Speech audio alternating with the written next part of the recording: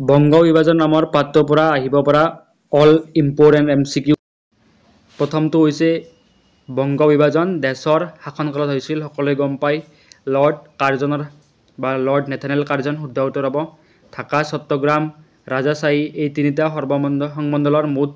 দেশ মাটিকালি কিমান আছিল দিছে এইটো হ'ব অপচন নম্বৰ বি 1,06,540 বৰ্গ মাইল পূৰ্ববংগ আৰু অসম নামৰ প্ৰদেশখনৰ ৰাজধানী ঢাকাত স্থাপন কৰা হৈছিল and question number next question Banga বিভাজনক কেন্দ্ৰ কৰি কেতিয়া জাতীয় কংগ্ৰেছৰ মাজত বিভাজন ঘটিছিল 1907 চনত যাক সুৰাট অধিৱেশন বুলি কোৱা হয় সুৰাট স্প্লিট and question number 14 বংগদেশৰ একত্ৰীকৰণ কেতিয়া হৈছিল 1911 চনৰ 12 ডিসেম্বৰ তাৰিখে বংগ উদ্দেশ্যটো কি আছিল বংগ বিভাজনৰ এটো উদ্দেশ্য আছিল ঐক্যবদ্ধ বংগ শক্তিক দ্বিখণ্ডিত কৰা Question number 16 বংগ বিভাজন বিৰোধী আন্দোলনে স্বদেশী আন্দোলন নাম কিয় পাইছিল বিদেশী সামগ্ৰী বৰ্জন কৰাৰ লগতে সকলোৱে দেশীয়ভাৱে দ্ৰব্য প্ৰস্তুত কৰা আৰু ব্যৱহাৰ কৰা হবে বংগ ভংগৰ ফলত অসমৰ ৰাজধানী দেশৰ পৰা ঢাকালৈ স্থানান্তৰিত কৰা হৈছিল অসমৰ ৰাজধানী প্ৰথমে শিলঙত আছিল কিন্তু ডিউৰিং দা বেংগল পাৰ্টিশন এইটোক ঢাকালৈ স্থানান্তৰ কৰা হৈছিল ট্ৰান্সফাৰ কৰা হৈছিল and question number 18 দেশ তাৰিখে দিল্লীত অনুষ্ঠিত ৰাজ অভিষেক 1911 চনৰ 12 ডিসেম্বৰ তাৰিখে যেতিয়া দিল্লী দৰবাৰ হৈছিল তেতিয়া ইংলেণ্ডৰ পৰা মানুহ আহিছিল আৰু তাত দিল্লী দৰবাৰ অনুষ্ঠিত কৰা হৈছিল আৰু সেই সময়তে বংগদেশৰ একত্ৰীকৰণ কৰা হৈছিল 1911 চনৰ 12 ডিসেম্বৰ তাৰিখে দিল্লীত অনুষ্ঠিত ৰাজ অভিষেক অনুষ্ঠানত কৰা ঘোষণা মৰ্মে অসম প্ৰদেশৰ ৰাজধানী দেশলৈ স্থানান্তৰিত কৰা হয় শিলঙলৈ বংগ বিভাজনৰ সময়ত যেটো শিলঙৰ পৰা ঢাকালৈ স্থানান্তৰ কৰিছিল কিন্তু পিছত দিল্লী দৰবাৰ হৈছিল 1911 চনত আৰু তাৰ মৰ্মে এটা ডিক্লেৰেশ্যন দিয়া হৈছিল যে the capital of Assam will be again transferred to Shillong question number 20 সিপাহী বিদ্ৰোহ সংঘটিত হয় সকলোৱে গম পায় 1857 চনত দেশক ভাৰতীয় ৰাজনৈতিক ইতিহাসৰ দ্বিতীয়টো উল্লেখনীয় ঘটনা বুলি ক'ব পাৰি আৰু সেইটো হৈছে বংগ বিভাজন যেটো হৈছিল 1905 চনত লৰ্ড নেথানেল কাৰ্জনৰ শাসনকালত মোগল সম্ৰাট শাহ আলম আৰু ৰবাৰ্ট ক্লাইভৰ মাজত সম্পন্ন হোৱা কি সন্ধিৰ যোগেদি ইষ্ট ইণ্ডিয়া কোম্পানীয়ে বংগৰ লগতে বিহাৰ আৰু উৰিষ্যাৰ ওপৰতো ৰাজনৈতিক কৰ্তৃত্ব লাভ কৰে আৰু হেতু হৈছিল এলাহাবাদ সন্ধি question number 23 দেশ ইংলেণ্ডৰ চৰকাৰে নিয়ন্ত্ৰণকাৰী আইন প্ৰৱৰ্তন কৰে 1773 চনত ৰেগুলেটিং এক্ট আহিছিল and 24 question number 24 ভাৰতবৰ্ষত ব্ৰিটিছ সাম্ৰাজ্যবাদৰ উপনিবেশ স্থাপন হোৱাৰ পিছত দেশ ইষ্ট ইণ্ডিয়া কোম্পানীৰ তিনিটা খাই শাসন কেন্দ্ৰত পৰিণত হৈছিল কলিকতা বম্বাই আৰু মাদ্ৰাজ তিনিটা মেইন সেন্টাৰ বা এডমিনিষ্ট্ৰেটিভ সেন্টাৰ তেওঁলোকে বনাইছিল question number 25 দেশ তাৰিখে অসম নামৰ প্ৰদেশখন গঠন কৰা হয় 1874 চনৰ 7 ফেব্ৰুৱাৰী তাৰিখে ভাইসৰয় দেশে বংগ প্ৰশাসনৰ দক্ষতাৰ অজুহাত দেখুৱাই ইংলেণ্ডৰ চৰকাৰৰ ওচৰত বংগ প্ৰদেশ বিভাজনৰ প্ৰস্তাৱ দিছিল লৰ্ড নৰ্থব্ৰুকে question number 27 এণ্ডেবু সন্ধি স্বীকৃত হৈছিল 1826 চনৰ 24 ফেব্ৰুৱাৰীত question number 28 দেশত লৰ্ড কাৰ্জনে বংগভংগৰ প্ৰস্তাৱটো অনুমোদনৰ বাবে লণ্ডনস্থিত ভাৰত সচিবলৈ প্ৰেৰণ কৰে আৰু হেতু হৈছে 1905 চনৰ 2 ফেব্ৰুৱাৰী তাৰিখে and ঢাকাক ৰাজধানী হিচাপে লৈ প্ৰস্তাৱিত পূৰ্ববংগ আৰু অসম নামৰ প্ৰদেশখনৰ জনসংখ্যা আছিল 3,10 লাখ কলিকতাক ৰাজধানী হিচাপে লৈ পশ্চিমবংগ বিহাৰ উৰিষ্যা আৰু চটনাগপুৰ সহ বংগ প্ৰদেশখনৰ জনসংখ্যা আছিল 4,40 লাখ এইটো অলপ ভিজিবল হোৱা নাই এইটো মেবি 5,40 লাখ হ'ব লাগে বংগ বিভাজনৰ সময়ত তীব্ৰ আলোড়নৰ সৃষ্টিকাৰী বংগৰ সৰ্বনাশ নামৰ নিবন্ধটো কোনখন পত্ৰিকাত প্ৰকাশ কৰা হৈছিল এইটো হৈছিল সঞ্জীৱনী পত্ৰিকা মাত্ৰ কিবা এইটো কোৱেশ্চন আহিছে and প্ৰস্তাৱিত বংগদেশ বিভাজনৰ বিৰুদ্ধাচৰণ কৰাৰ উদ্দেশ্যে প্ৰথমখন প্ৰতিবাদী সভা ক'ত অনুষ্ঠিত কৰা হৈছিল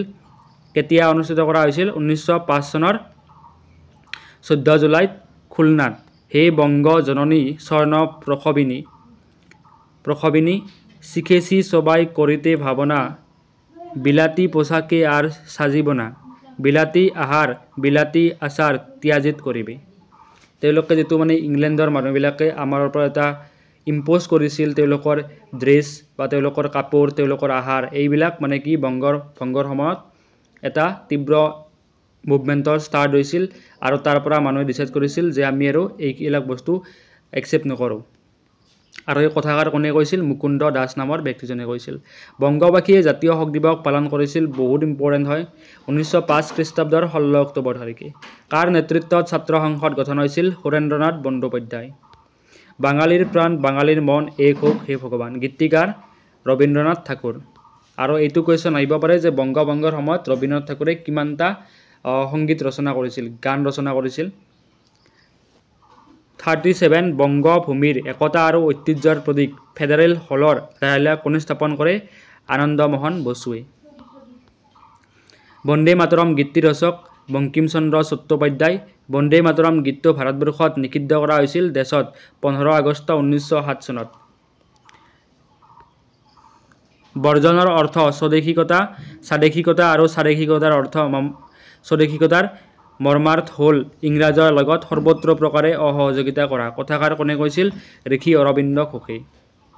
41 বন্দে মাতৰম সংবাদপত্ৰৰ সম্পাদক কোন আছিল ঋষি অৰবিন্দ ঘোষ বহুত বেছি ইম্পৰ্টেণ্ট কুৱেশ্যনটো এইবাৰ মেবি আহিছিল 25 চনত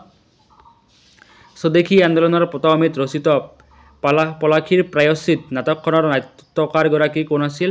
ক্ষীৰোদ প্ৰসাদ স্বদেশী আন্দোলনৰ পটভূমিত ৰচিত বংগৰ অংগচ্ছেদ নাটকখনৰ নাট্যকাৰগৰাকী কোন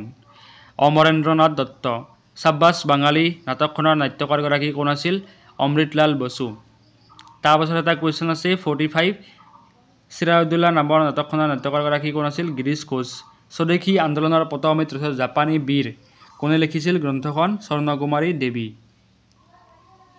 বন্দে মাতৰম গীতটি আছে এইখিনি কৰিছোঁ অলৰেডি ডাবল হৈছে এইটো এন স্বদেশী আন্দোলনৰ পটভূমিত ৰচিত এইটো স্পেলিংটো নব্য ভাৰত গ্ৰন্থৰ গ্ৰন্থকাৰ কোন আছিল এইটো হৈছে কাৰ্তিক চন্দ্ৰ দাসগুপ্ত স্বদেশী আন্দোলনৰ পটভূমিত ৰচিত বংগলক্ষীৰ ব্ৰত কথা কোনে লিখিছিল ৰামেন্দ্ৰ সুন্দৰ ত্ৰিবেদী স্বদেশী আন্দোলনক কেন্দ্ৰ কৰি আচ্ছা এইটো কুৱেশ্যন মই কৈ আছিলোঁ 23টা গীত ৰচনা কৰিছিল স্বাধীন বাংলাদেশ 1972 চন মানে 1971 চনত বাংলাদেশ স্বাধীন হৈছিল বাট 1972 কথা কৈছে এতে ৰাষ্ট্ৰীয় সংগীতৰ মৰ্যাদা লাভ কৰা আমাৰ সোণাৰ বাংলা আমি তোমাকে ভালোবাসি শীৰ্ষক গীতটি ৰচক কোন ৰবীন্দ্ৰনাথ ঠাকুৰ সুবিখ্যাত বংগমাতা ছবিখনৰ শিল্পীগৰাকী অৱনীন্দ্ৰনাথ ঠাকুৰ বহুত বেছি ইম্পৰ্টেণ্ট ভাই ভাই এক ঠাই প্ৰবন্ধগৰাকী কোনে লিখিছিল প্ৰবন্ধকাৰগৰাকী কোন আছিল বা প্ৰবন্ধখন কোনে লিখিছিল ৰবীন্দ্ৰনাথ ঠাকুৰে দেশৰ প্ৰচেষ্টাত বংগীয় কলা সংসদ 1907 চনত নামৰ জাতীয় অনুষ্ঠানটো স্বদেশী আন্দোলনৰ সময়ত গঢ় লৈ উঠিছিল আৰু সেইটো হৈছে অৱনীন্দ্ৰনাথ ঠাকুৰ অসমৰ প্ৰথমগৰাকী ICS আনন্দৰাম বৰুৱা ভাৰতী নামৰ পত্ৰিকা সম্পাদনা কোনে কৰিছিল এইটো দিছে তো option number C is correct Sarala দেৱী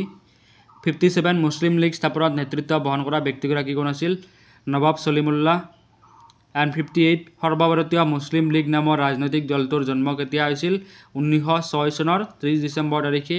লোকমান্য বাল গংগাধৰ তিলকে স্বৰাজ লাভৰ হকে তেওঁৰ কোনখন পত্ৰিকাত স্বৰাজ আমাৰ জন্মসত্ব আৰু ই আমাৰ কাম্য কেশৰী নামৰ পত্ৰিকাখনত তেওঁ এইখিনি কথা লিখিছিল স্বদেশী আন্দোলনত সশস্ত্ৰ বিপ্লৱৰ বাণী প্ৰচাৰ কৰা বংগদেশৰ প্ৰথমগৰাকী ব্যক্তি আছিল বাৰীন্দ্ৰ কুমাৰ ঘোষ